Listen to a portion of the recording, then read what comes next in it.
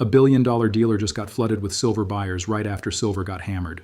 And he's calling the premiums ridiculous. And they're blaming the whole mess on paper trading. And I wasn't planning to make this video. I'm literally standing here with lukewarm coffee and a receipt I didn't ask for, trying to mind my business.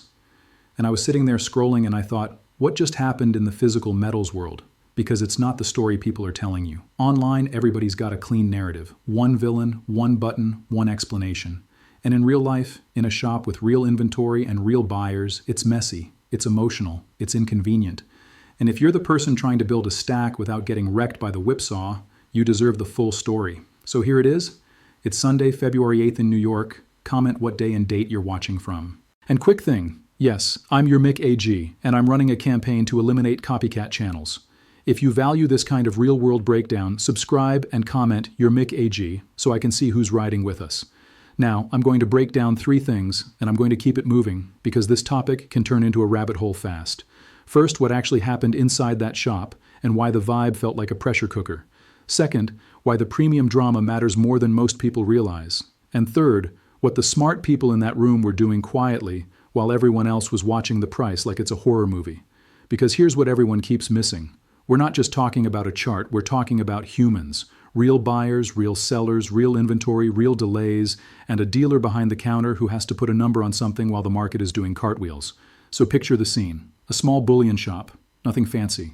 Glass cases, old posters, the kind of place where the door chime has a personality. And there's a line, not a massive line, but enough that you feel it. Enough that you can tell something's happening. And the funny part is you could feel 2 emotions at once. People were excited because prices were down. And people were stressed because prices were down. Same screen, different brains. One guy walks in and says the sentence I've heard 1,000 times, but this time it landed different. He goes, "Is it a good time to buy silver now that the gold to silver ratio pushed up again?" And before the dealer can even answer, another customer jumps in like it's a group chat. "Yeah," he says, "more than gold." Then he leans in, lowers his voice, and drops the phrase everybody loves to throw around when they can't explain a move. Paper merchants. You've heard it, I've heard it. The idea that some invisible hands are pressing buttons and moving the world. Maybe, maybe not. We'll get to that. But the point is, this was the mood. Suspicion, excitement, a little fear, and a lot of people trying to decide if this dip is a gift or a trap. And the dealer doesn't even blink. He just says, "Premium's way too steep." Not kind of high, not a little elevated. He says it like he's tired of repeating it, like he's been saying it all week. Premium's way too steep. And I'm telling you, that one line is the entire episode, because when silver is whipping around and you're trying to buy physical, you don't buy spot. You buy spot plus stress, spot plus shipping, spot plus the dealer's risk, spot plus the fact that the same coin can be impossible to replace tomorrow. And people don't want to hear that.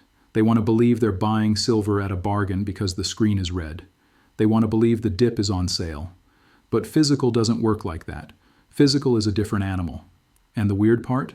Sometimes the spot price falls and the premium goes up. That sounds backwards until you've lived it. Think about umbrellas. The moment it starts raining, umbrellas don't get cheaper. They get scarce. Everyone wants one at the same time. The store can't restock instantly, so the premium rises. Not because the store owner suddenly became evil, because the timing is brutal. Same thing with coins and bars. If the benchmark price drops hard, the dealer has to ask one question before he sells you anything. Can I replace this? If the answer is I don't know, the premium doesn't come down. It goes up or the product just disappears. That's exactly what was happening in that shop. One customer came in for a classic 1-ounce gold coin, the kind everybody recognizes. The dealer says, "Yeah, I got a couple. They came in yesterday." And the customer's face lights up like he just found water in the desert. "We've been waiting forever," he says. That's not how a normal market sounds. That's how a tight market sounds. Then the conversation swings back to silver. Somebody says, "This volatility is wild. I've never seen anything like it." And that's when the veteran in the room, the guy who's been doing this longer than some people have been alive, shrugs and says something that should be tattooed on the forehead of every new stacker. "It doesn't scare me. I'm long-term." Then he tells the story. He says his first big buy was old US coin silver, the stuff people call junk, even though it's the most honest metal you'll ever hold. He buys it at a price that felt good, and the very next day, the market smacks him, drops hard. He calls the seller back and says, If I double the order, do I get today's price? And the seller says, yes. That's a mindset. That's not hype. That's not fairy tale hype talk. That's a plan. And that plan matters right now because the whipsaw has been brutal. People in the shop kept describing the same pattern. Silver ran up into the hundreds not long ago. Everybody got high on it, and then it dropped fast enough to make you question your eyesight. If you bought the top because someone promised you it was a one-way rocket, you're not feeling great today. You're down roughly a third, give or take, and you're staring at your stack like it betrayed you. But the metal didn't betray you. Your timing did, or your expectations did, or your position size did. And that's why the most valuable conversation in that shop wasn't about price. It was about psychology. One guy said it out loud, "Some people are hurting." Then he pointed at the phone in his hand and basically called all of us out.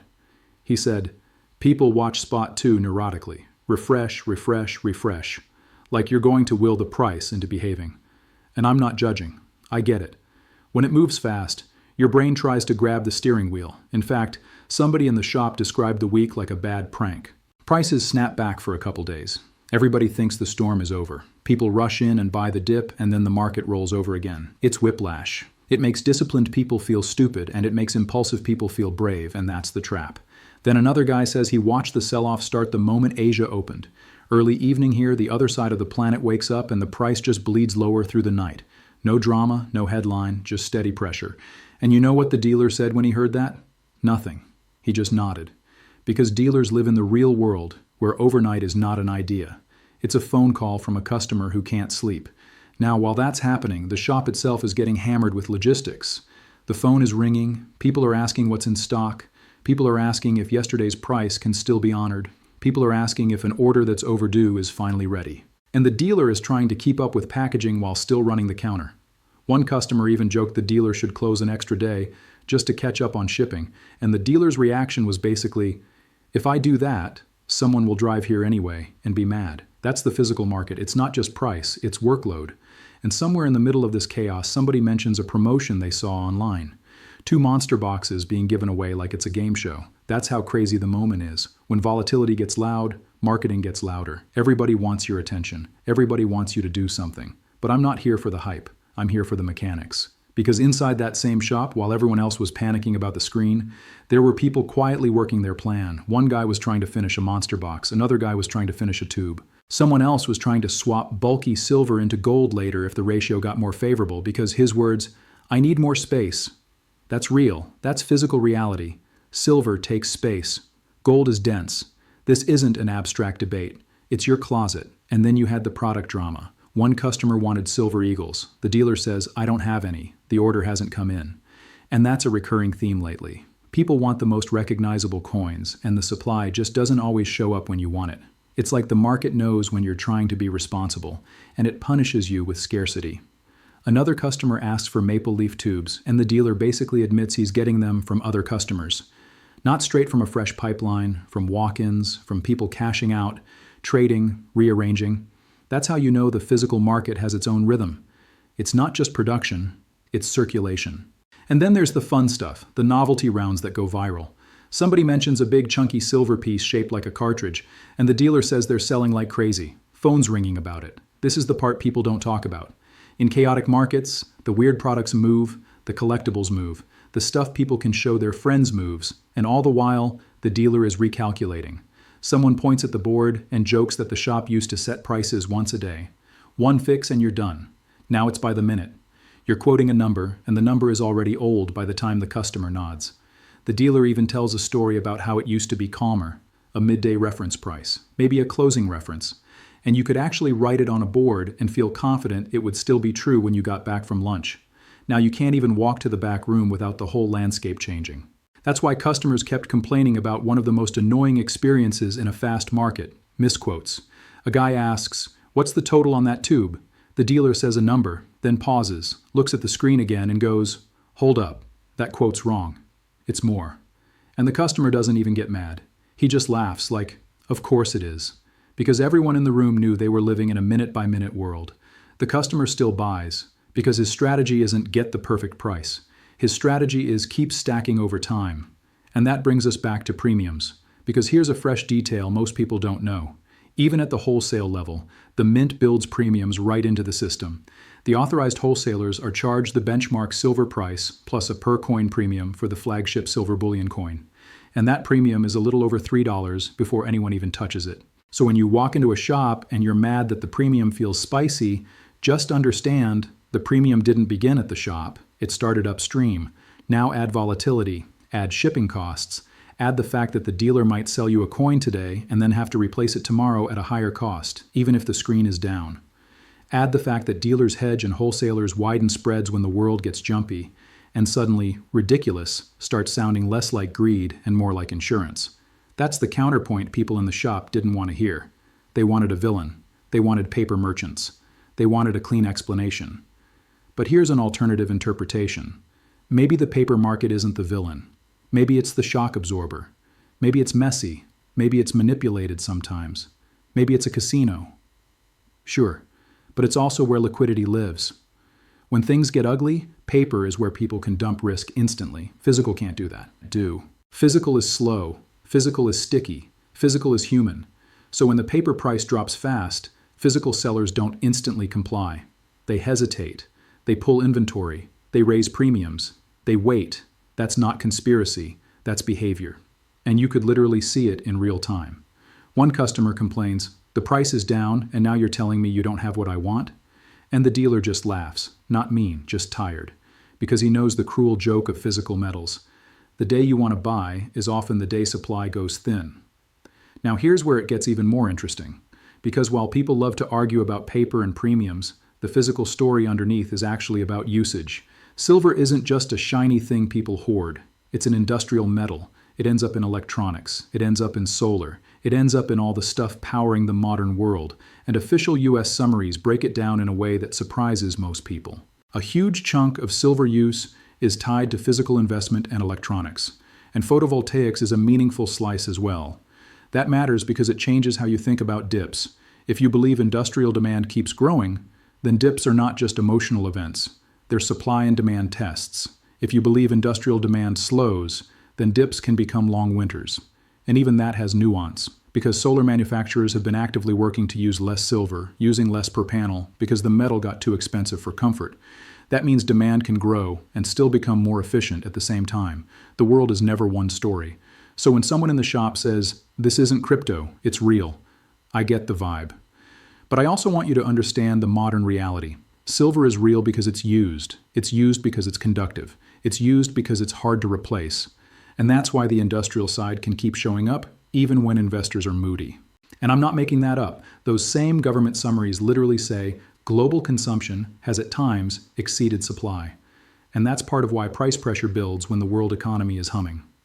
Now I can already hear someone typing, "Okay, Mick, but what about mine costs? Isn't it all overpriced?" Funny you ask, because that came up in the shop too.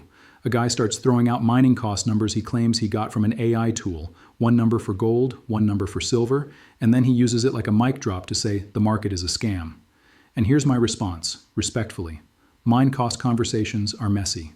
They depend on the mine, the country, the grade, the byproduct credits, the accounting, the currency, the energy costs, and what you're including.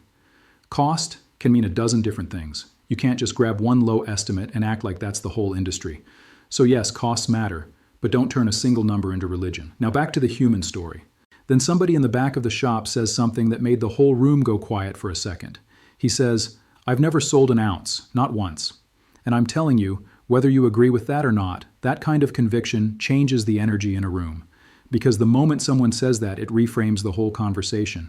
This isn't a flip, this isn't a trade, this is a philosophy. He starts talking about why he doesn't trust paper money. Not dollars, not yen, not anybody's. He's stacking for his family. He's stacking because he believes the world resets eventually. And then he says something personal about loss. And you could hear the respect in the silence after. The metal for him wasn't just investment, it was legacy. Now, not everyone needs to go that far. I'm not telling you to never sell. That's your life. That's your plan. But it does explain why, in moments like this, physical demand can stay strong even when prices are chaotic. It also explains why some people were still buying in that shop, even while the dealer grumbled that nobody's buying, because that contradiction happened too. At one point, the dealer says demand is dead.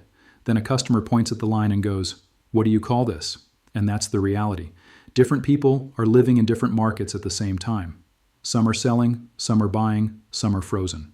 In fact, recent market updates have pointed out something that sounds contradictory but is totally plausible. Some retail investors have been net sellers even as prices surged, while other buyers, especially overseas and institutions, kept pushing the trend. So, if you're looking at your local shop and thinking, everybody must be doing what I'm doing, stop. The world is bigger than your feed. Now let's talk about the ratio, because that's what started the whole conversation. People love the gold to silver ratio because it feels like a cheat code. Like if the ratio is high, silver is cheap. And if the ratio is low, silver is expensive. Okay, but here's the catch. Ratios can stay weird for a long time. They can overshoot, they can undershoot, and they can mess with your head. As of very recently, gold has been sitting around the $5,000 area per ounce. And silver has been hovering in the high 70s, which naturally keeps the ratio in that 60-ish neighborhood people obsess over. So yes, if you're a ratio watcher, you're looking at that and thinking silver's the deal. But that doesn't mean the bottom is in. It means the relationship is stretched, and in that shop, even the people who liked silver more than gold still admitted something. It can go lower. That's the part nobody wants to say out loud when they're trying to stay bullish. But the best stackers are not fragile. They're not married to one price. They're married to a process. Dollar cost averaging, scaling in, keeping dry powder, not overextending, treating dips as opportunities, but not acting like every dip is the last dip. And here's a question for you because I want to see how you think. If you could only do one thing right now, buy one more tube of silver or grab 1 ounce of gold, what are you choosing and why? Drop it in the comments. I read them. Now, while all of this is happening inside one little shop, there's a bigger backdrop that matters. And it's the part that makes people uneasy. Debt. Because you can't talk about metals without eventually bumping into the fact that the US government debt number is now sitting just under $40 trillion. And it updates constantly. People hear that, and their brains short-circuit. They start throwing around words like collapse and reset and toilet paper. Sometimes that's emotion. Sometimes it's ideology. Sometimes it's just a gut reaction to a number that big. And you know what? I get it. Big numbers feel unreal. But here's where I want to be careful and also be honest. A giant debt number by itself doesn't tell you when anything breaks. What matters is the plumbing. Interest costs, growth, productivity, confidence, policy, demographics, geopolitics. And that's why, in that shop, the conversation drifted into everything. People talked about blocks of countries trading with each other. They talked about resources being hoarded. They talked about the next flashpoint overseas, the kind of headline that makes markets jump at 3 in the morning. Someone even tried to turn it into a prediction game. Will this happen? Will that happen? 50-50. All bets are off. And I'm just listening like, okay, maybe.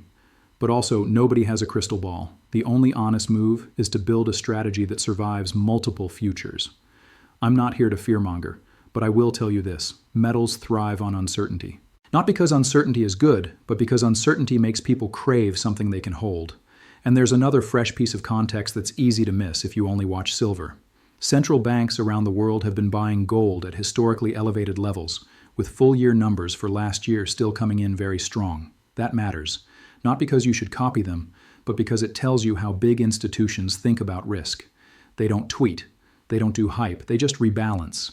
So when a veteran stacker in a tiny shop says, I don't trust fiat, that's not just a random guy at a counter. It's an echo of a broader trend. Trust is being diversified. Now let's bring it back to the ground, because I don't want this to turn into a philosophy lecture. We're still in the shop. People are still buying and selling, and the dealer is still dealing with the weirdest part of this market, the mismatch between what you want and what exists. Someone asked for pre-1933 gold, the old stuff. The dealer says he doesn't have the exact pieces the customer wants, and the customer jokes he's trying to buy the ugliest, cheapest version possible. And the dealer laughs because he knows the truth. That category is finite. There's only so much of it. When demand heats up, the spread gets ugly, and pricing it cleanly becomes a nightmare. The dealer even mentions watching bid-ask spreads widen as a stress signal. That's actually a real tell in any market. When the gap widens, it means someone's nervous about being picked off. And it wasn't just gold and silver. A guy brings up platinum. He says he bought it when nobody cared. He calls it a contrarian move, and he smiles because it worked. Then he shows off a handmade platinum ring and a cross necklace like it's a family heirloom. He's not selling, not because of price, because of meaning. Again, that's the theme of physical metals. The story matters. And that's why I'm going to say something that might annoy the chart purists.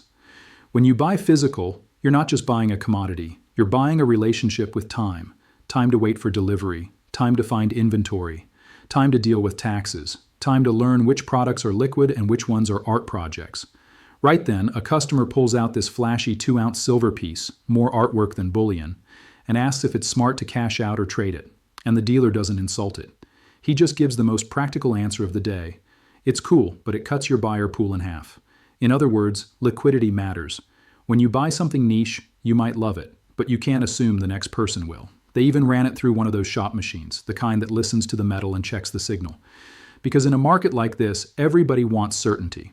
And that's another hidden cost people forget: verification, time, tools, experience. That's part of what you're paying for too. And then, right as the conversation starts getting deep, somebody looks at his phone, turns pale, and goes, "My wife's done waiting." He jokes that he's walking into his doom, grabs his bag, and bolts out the door like it's a fire drill. That's life. Real people have real constraints, even when the market is melting down. On the way out, another guy starts talking about jobs getting shed as automation creeps into factories and offices. I'm not here to debate it, but I will say this. When people feel the ground shifting, work, money, geopolitics, they reach for anchors. For some, that anchor is a stack in a safe. For others, it's just having a plan. Either way, stay calm today. And yes, taxes were part of this conversation too. A family in the shop talked about how their state started taxing bullion purchases like regular goods, and they weren't happy about it. They basically said, "I'm not buying local anymore." And that's not just a personal gripe. That's a policy reality in some places. For example, Washington State began treating precious metal bullion and monetized bullion as taxable sales starting January 1st, which completely changes the math for local buyers. So when you hear premiums are insane, understand sometimes the premium is literally the state. Now I want to address the bottom question, because that's the title everybody wants. Is the bottom in? Here's my honest answer. I don't know. And anyone who tells you they know is selling certainty, not metal. What I can tell you is what I saw in that shop. Behavior. I saw experienced people buying carefully, not emotionally. I saw new buyers being tempted to revenge buy, trying to make the pain go away with a bigger order. I saw a dealer who thinks prices could still slide, but he also sees demand showing up the moment it does. I saw a market where spot can fall and premiums can stay stubborn because supply is weird. And I saw the most important lesson of all repeated in different voices: have a plan. Because if you don't have a plan, volatility will make one for you, and it will not be kind. So here's what I want you to do, practical and simple. 1. Decide your time horizon. Are you stacking for months, years, decades, or are you trying to trade this? 2.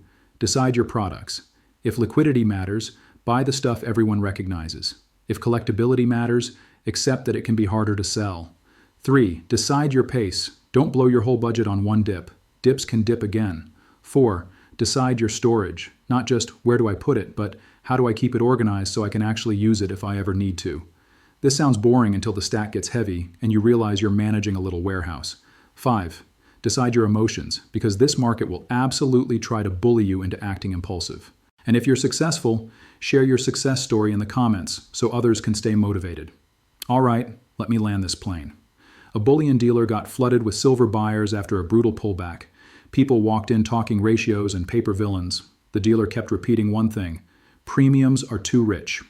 And underneath all the noise, the real story was simple. In a fast market, physical moves differently than paper. Inventory matters. Taxes matter. Human psychology matters. So, is this a generational buying opportunity? Maybe. Is it a trap for people who can't handle volatility? Also, maybe. That's why you don't need predictions. You need process.